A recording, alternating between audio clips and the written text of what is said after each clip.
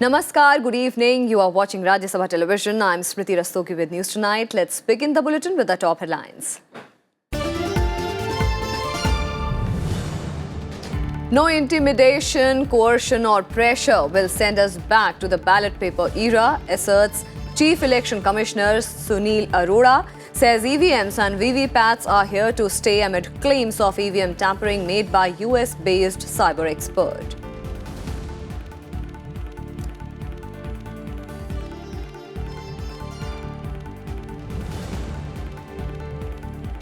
After Chief Justice Ranjan Gogoi, Justice A.K. Sikri also rescues himself from hearing plea challenging the appointment of Nageshwar Rao as interim CBI director, matter now listed for hearing on Friday.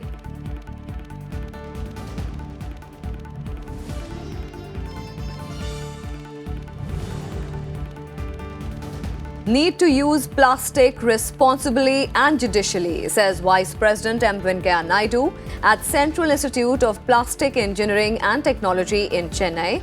Also urges increased focus on developing indigenous technologies to facilitate export growth.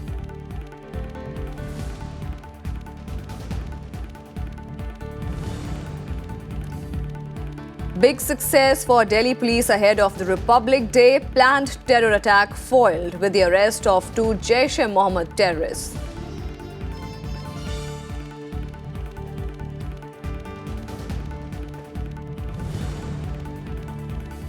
Former ICICI Bank CEO Chanda Kochar and Videocon Group MD Venugopal Dhoot booked by the CBI for alleged cheating and corruption.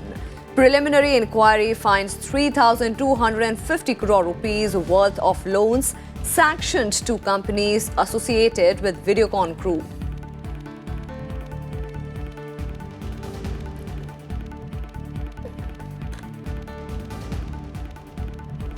Our top focus tonight, Chief Election Commissioner Sunil Arora on Thursday clarified that electronic voting machines, EVMs and VVPATs were here to stay. He asserted that India is not going back to the era of ballot papers. Chief Election Commissioner Sunil Arora made it clear on Thursday that no intimidation, no coercion or pressure will lead to usage of ballot papers in the elections.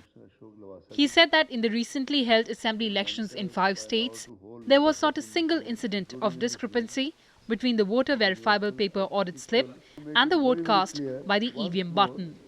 In fact, it's not I, it's the entire ECI. It's the ECIs of the past and it will be the ECIs of the future, that we are not going back to the era of ballot papers. And we are not going back to that era where we have ballot papers being lifted, musclemen being employed, besides the delay in the counting and also too much harassment of the polling staff on the ground. The Chief Election Commissioner underlined the motivated slugfest over the EVMs. He also stressed that in 2014 general elections, there was one result, while in Delhi Assembly polls, there was a different outcome. The Assembly elections conducted in different states have also thrown up varied results. Elections in Himachal Pradesh, Gujarat, Karnataka, Tripura, Nagaland, Mizoram, and now Chhattisgarh, Madhya Pradesh, Telangana, Rajasthan, maybe 1 or 2 states are left since then, including some by-elections to the Lok Sabha. The results have been completely different at different times. You're all very learned people. My simple question is that if the result is X, EVM is right. If the result turns out to be Y, the EVM is faulted. Delhi police have already registered a case based on a complaint filed by the Election Commission against a self-proclaimed cyber expert who alleged that EVMs had been hacked and polls rigged in 2014. Kriti Mishra, Rajya Sabha TV. And Union Women and Child Development Minister Menka Gandhi on Thursday said that Beti Bachao, Beti Padhao campaign will bring unprecedented change in the society. National Girl Child Day was celebrated across the country today. The objective of celebrating this day is to provide new opportunities to the doctors, to bring awareness among the people, to protect their rights and eliminating inequality. This year, the theme of the National Girl Child is empowering girls for a better tomorrow. Union Women and Child Development Minister Maneka Gandhi says the Beti Bachao Beti Padhao campaign has been successful in bringing a complete social change with the consistent efforts of the government. She said this while addressing the National Girl Child Day 2019 held at the Pravasi Bharatiya Kendra in Delhi. On the occasion, Maneka Gandhi also honoured 5 states and 25 districts for their outstanding work in the field. 4 years ago, the Honorable Prime Minister gave us this program to design. I was really quite scared because this is not a simple program of distribution of cycles, distribution of something or the other. It involves an entire social transformation. And a social transformation of an evil that has been with us for the last how many thousand years. So how would we be able to do it? The centre has been passionate about girl-child education and bettering the sex ratio in the country. Under this program, the government is organising the Beti Bachao Beti Padhao week from 21st to 26th January with the slogan Empowering Girls for a Better Tomorrow. Under this campaign, girls are being provided with maximum support and facilities in every sphere. The celebrations also aim to spread awareness about gender discrimination. I am standing in front of you as proud as can be, because I one fad destroyed it is evil claps on me by taking charge of my life. I called up Tiruvannamalai District Collector's office on 4/7/2070, the evening before of my wedding day, and informed about my marriage. The collectors, social welfare officers headed by the team of revenue and police officials came for my rescue. We are advocating gender equality and empowerment of women, and with the widespread advocacy of Beti Bachao Beti Padhao in Wokha district, I can say with conviction that our Lotha community in particular and Nagas in general are now more receptive to positive change. ये गर्व की बात है कि जब हमारी सरकार आई थी 2014 में, तो उस समय जो सेक्स रेशियो था वो बहुत ही कम था, 800 कुछ था और नीचे ही चलते जा रहा था। अब प्रधानमंत्री जी ने एक कार्यक्रम जो बनाया था और हम लोगों ने जो इसको इम्प्लीमेंट किया था, इसका नतीजा ये हुआ है कि अब हम छोड़ रहे हैं at 927 per 1000, which is an excellent turnaround. I congratulate the government and every officer who has taken part in this, and of course, I congratulate the people of India. It's been 4 years since the launch of the Beti Bachao Beti Padhao program. Prime Minister Narendra Modi launched it in 2015 in Panipat in Haryana. Ideally, it was a social reform plan, but for better implementation, better healthcare services were needed. The program has produced amazing results in the past 4 years. Today, girls are performing better in every field, whether it be sports, politics, science or industry. Vipin Chauhan's report for Rajya Sabha TV. And some more developments after Chief Justice of India Ranjan Gogoi, Justice A.K. Sikri on Thursday rescued himself from hearing a plea challenging the centre's decision to appoint M. Nageshwar Rao as interim CBI director. Justice Sikri, the second senior-most judge in the Supreme Court, did not give any specific reason for withdrawing from hearing the case. On January 10th, he had represented CJI Gogoi on the high-powered committee headed by Prime Minister Narendra Modi that removed Alok Verma as CBI director. On Monday, CJI Gogoi rescued himself from hearing the plea, saying he would be a part of the selection committee to choose the probe agency's new chief. The committee to select the Central Bureau of Investigation director comprises the Prime Minister, the leader of the largest opposition party and the CJI or his nominee judge of the apex court. The matter has been for hearing on Friday before another bench that Justice Sikri is not the part of. And the Supreme Court has refused to stay the proposed amendments to the SC/ST Prevention of Atrocities Act. The act had restored the no anticipatory bail provision for the accused. A bench headed by Justice A.K. Sikri said the pending review petition filed by the centre against the Apex Court's March 20th, 2018 verdict and the pleas challenging the new amendments made in the SC/ST verdict will be taken up together. The bench referred the matter to the Chief Justice for reconstitution of a bench which Justice U.U. Lalit was a part of. Justice Lalit was part of a bench which had passed the March 20th, 2018 verdict, taking note of the rampant misuse of the stringent SC/ST Act against government servants and held that there shall be no immediate arrest on any complaint filed under the law. And raising some serious concerns about the threats to the environment, Vice President M. Venkaiah Naidu on Thursday asserted that plastics pose a developmental dilemma and we must use plastic responsibly and judicially. He was addressing the gathering at the Golden Jubilee celebrations of the Central Institute of Plastic Engineering and Technology in Chennai, stating that the plastic industry played a vital role in the growth of the Indian economy. Naidu emphasized that the current trend in India's plastic exports, which was expected to surpass $8 billion in 2018-19, seems highly encouraging. The Vice President said plastics and plastic-based products have become an integral and important part of the global economy. He added, there is a need to create awareness and educate people on the need to recycle, repurpose and reuse plastic items. CIPET is an organization devoted to the development of plastics and allied industries. Plastics pose an essential development dilemma. On one hand, there is a quest for improving the quality of life by better material comforts. On the other hand, indiscriminate use of plastic threatens seriously erode the source of our sustenance. There has to be a proper appreciation of the appropriate use of different plastics.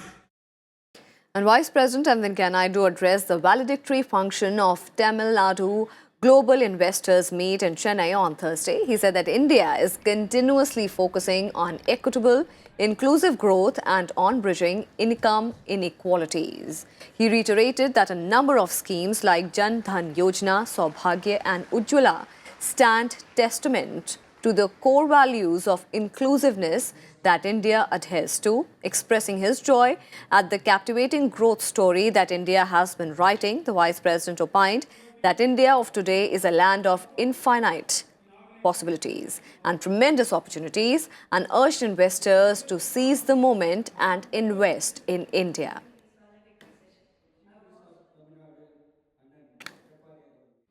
And the present Prime Minister, Sri Narendra Bhai Modi, through various measures and reforms, has ensured that the fundamentals of the Indian economy remains strong as it continues on the growth trajectory.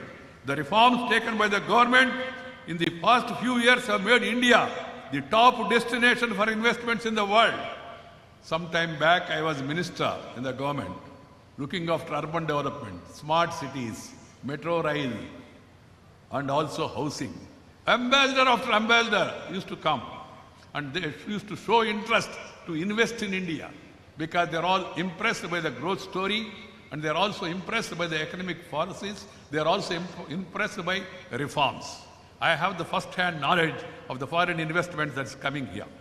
And some more developments. Prime Minister Narendra Modi on Thursday interacted with the winners of the Pradhan Mantri Rashtriya Bal Puraskar 2019. Prime Minister congratulated the award winners and encouraged the extraordinarily gifted children to stay connected with nature.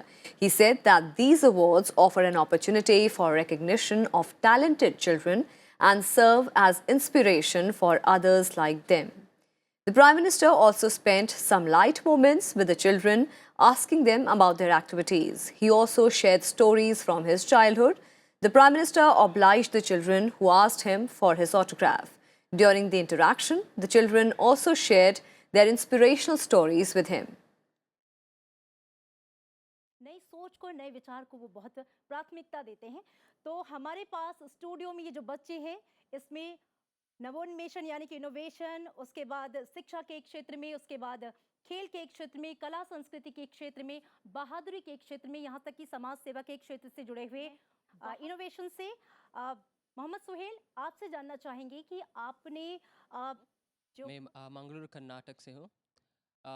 मैंने protein energy Actually, I come from a neighborhood in Bangalore that faces shortages of electricity and water on a regular basis. So, and moreover, the technologies used in buildings weren't sustainable. मैंने अपने 5th birthday पे 1008 plant लगाए थे और 6th birthday पे 2500. I won the Classical Voice of India competition and also received the title Classical Voice of Karnataka in the year 2017. मैं उड़ीसा से हूँ और मुझे ये पुरस्कार इनोवेशन के लिए मेरा इनोवेशन है कि मैंने एक बायोरेमेडिएशन मेथड निकाला है जो उड़ीसा में आपको बताना चाहूँगा कि हमारे देश का 98% क्रोमियम माइनिंग उड़ीसा में है जी, और जाजपुर डिस्ट्रिक्ट में ही वो केंद्रित है। तो वहाँ पे जो क्रोमियम माइनिंग के साथ साथ जब हमें इतनी अच्छी चीज़ें मिल रही है तो कुछ पोल्यूटेंट्स भी मिलना उनका स्वाभाविक है। And Lance Nayak Nazir Ahmed Wani will be conferred with the Ashoka Chakra, India's highest peacetime gallantry award. A former militant turned soldier, Lance Nayak Wani laid down his life during an anti-terror operation at Shopian in Kashmir in November last year. Hailing from Kulgam, 38-year-old Wani died on 25th, he was martyred on 25th November during a fierce gunfight with Hizbul and Kashgar terrorists in the village. Wani was a part of a number of anti-terror operations in South Kashmir. He has also been awarded the Sena Medal for his indomitable spirit in fighting terrorists. His wife will receive the Ashok Chakra at the Republic Day Parade on 26th of January.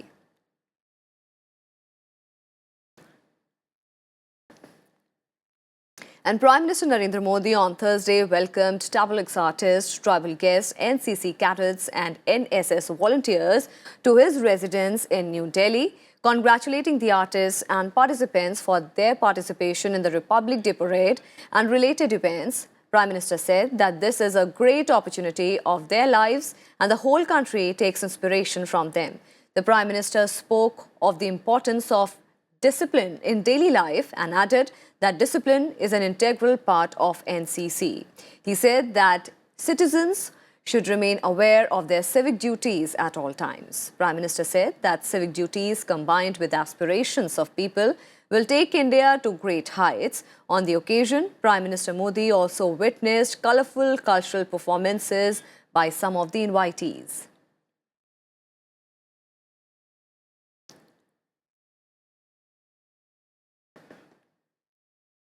And some more news. Indian Space Research Organisation is all set to launch its first student-made satellite, KalamSat, today. The student payload will be launched along with a military imaging satellite, MicroSat-R.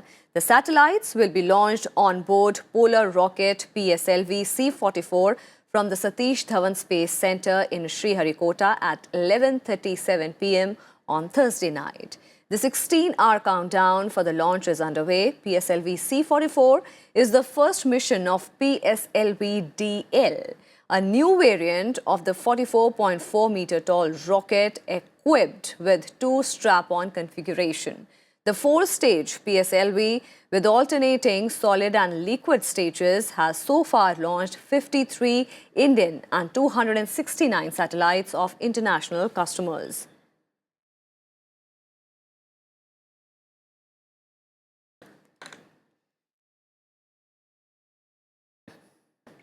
And for more on this, we'll go across to Dr. Arvind C. Ranade, scientist, Vigyan Prasar. Sir, thank you so much for speaking to Rajya Sabha Television. ISRO is all set to launch its first student-made satellite, KalamSat, today. What is special about this satellite?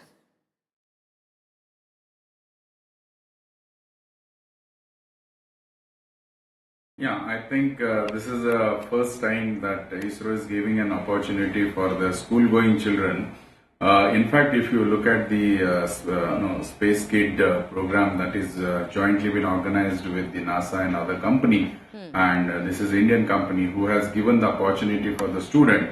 However, the same team has tried with the 3.8 centimeter 3D printed satellite when it was launched by NASA earlier in 2017, and this time the same team has come up with the better kind of a micro satellite that one can think of as a GalantSat. So certainly this is a good platform the ISRO is trying to provide to test the creativity of the children that will certainly encourage the children to go with the space sciences as a special subject for their career as well. Another satellite, Microsat R, is also being launched along with GalantSat. What areas it will help in, the Microsat R?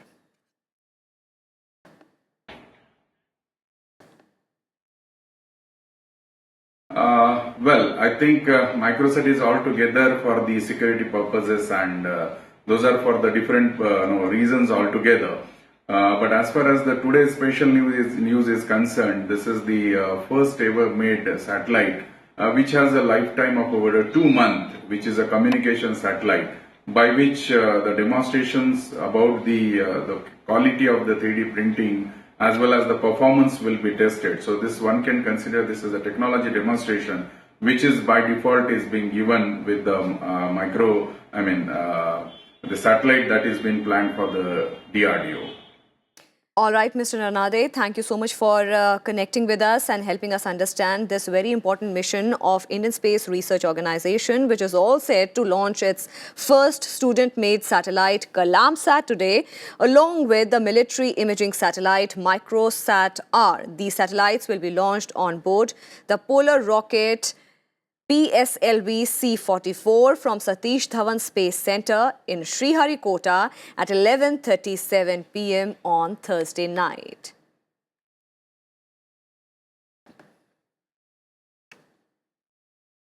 And some more news, the CBI has registered an FIR in connection with the alleged irregularities in 3,250 crore rupees ICICI Bank Videocon loan case. The CBI is also carrying out searches at the group headquarters in Mumbai and offices in Aurangabad. The search operation began Thursday morning and also covered offices of Nupar, a company operated by ICICI Bank's former CEO Chanda Kocher's husband Deepak Kocher, and Supreme Energy. It is alleged that Videocon promoter Venugopal Dhoot allegedly invested crores of rupees in Nupar months after the Videocon group got 3,250 crore rupees as loan from the ICICI Bank in 2012. The agency had registered a preliminary inquiry against Videocon promoter Venugopal Dhoot, Deepak Kocher and unidentified others in March last year.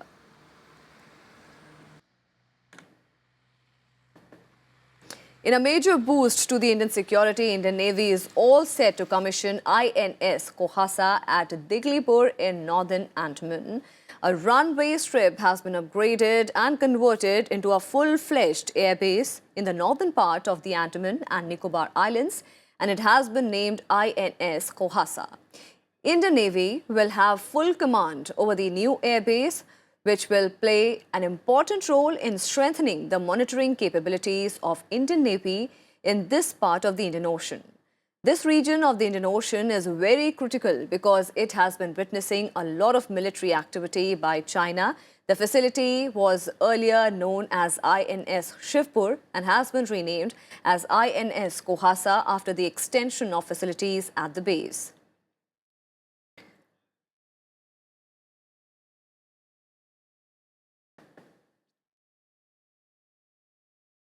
And ahead of the Republic Day, Delhi police has arrested a Jaish-e-Mohammed terrorist for allegedly planning to carry out terror attacks in New Delhi on Republic Day. The arrest was made after police got a tip-off that a Jaish-e-Mohammed terrorist, the mastermind behind a series of grenade attacks in Srinagar recently, was planning similar terror strikes in heavy footfall areas in Delhi during Republic Day celebrations. Meanwhile, Delhi police also arrested another terrorist from Bandipora district of Jammu and Kashmir who had carried out recce of target areas in the national capital.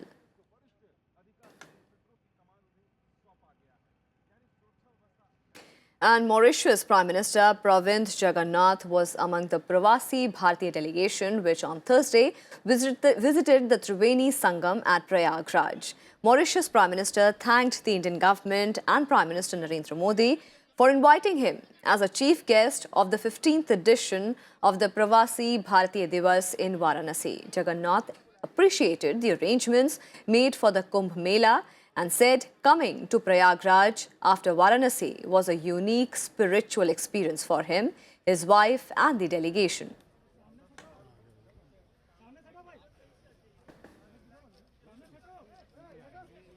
And sports news now, the suspensions of cricketers Hardik Pandya and KL Rahul have been lifted. The committee of the administrators lifted their suspensions 2 weeks after they were sent home from the tour of Australia due to their sexist comments on a TV show. However, an inquiry will take place into the matter for which an ombudsman is to be appointed by the Supreme Court. The Apex Court has listed the matter tentatively for 5th of February.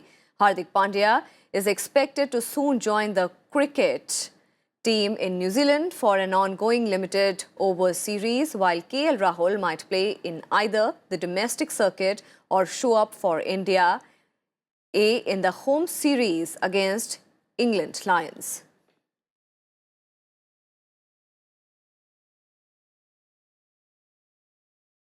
And that's all we have for you in this edition. Thank you for watching. Namaskar.